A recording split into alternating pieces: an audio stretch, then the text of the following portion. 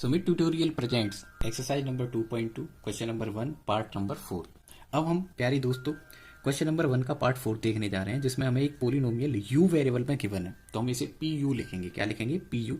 तो ये हो जाएगा 4u² प्लस 8u। इसके बाद हम आइडेंटिफाई करेंगे ए की, बी की और सी की वैल्यू। तो ए का जो वैल्यू आएगा इसके लिए वो हो जाएगा 4, बी का जो वैल्यू बनेगा वो 8 बन जाएगा। कॉन्स्टेंट टर्म इसमें है नहीं, तो सी का वैल्यू क्या आ जाएगा? 0। ए बी सी का वैल्यू आने के बाद, ए बी सी का वैल्यू आने के बाद हम एक सेंटेंस राइट करेंगे कि for zeros my polynomial P U should be equal to 0। जो पी यू है वो क्या होना चाहिए? 0 होना चाहिए।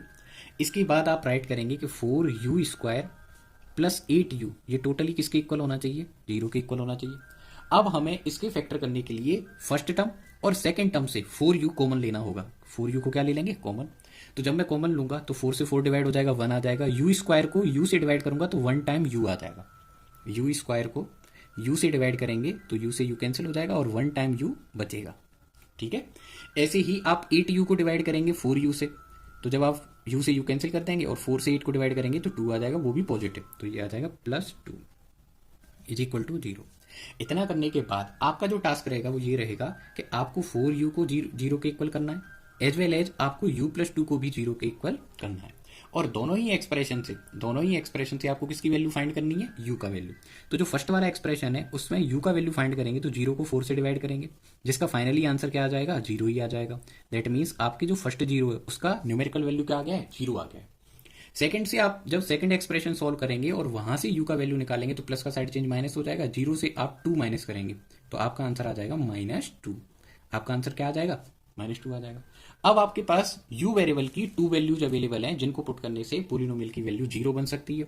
इसलिए अब आप बोलेंगे कि लेट अल्फा जो है वो 0 है and beta is equal to -2। अब आप 2 पॉइंट्स पुट करेंगे या 2 पॉइंट्स या रिलेशन फाइंड करेंगे। सम ऑफ जीरोज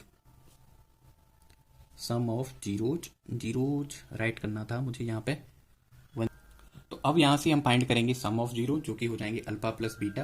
अल्फा की वैल्यू आप 0 पुट करेंगे, बीटा की वैल्यू आप -2 पुट करेंगे, 0 में आप -2 ऐड करेंगे, आपका आंसर आ जाएगा -2।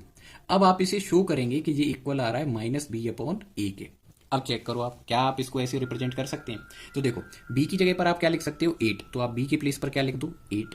a के प्लेस पर आप क्या लिख लेंगे? 4 लिख लेंगे, तो आप 4 लिख दो, और माइनस के प्लेस पर माइनस। अब आप चेक करो, अब आप 8 को 4 से डिवाइड करो, आंसर क्या आएगा? 2, और इसके आगे आपने क्या लगाया? माइनस। इसमें तो पहले से ही माइनस है। दैट मीन्स ये दोनों क्या हो गए? इक्वल।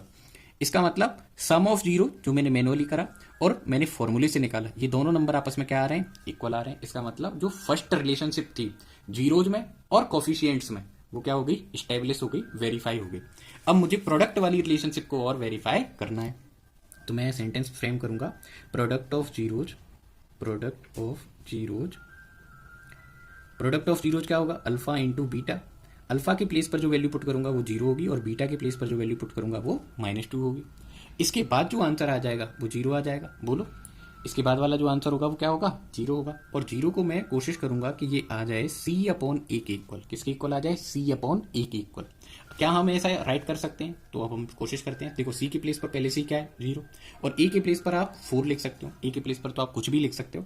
तो मैं इस 0 को रिप्रेजेंट करूंगा 0/4, और जैसे ही मैंने इसको 0/4 लिखा वैसे ही मेरा जो टास्क था वो कंप्लीट हो गया। अब ये किसके इक्वल है? c/a के इक्वल है। कौन इक्वल है?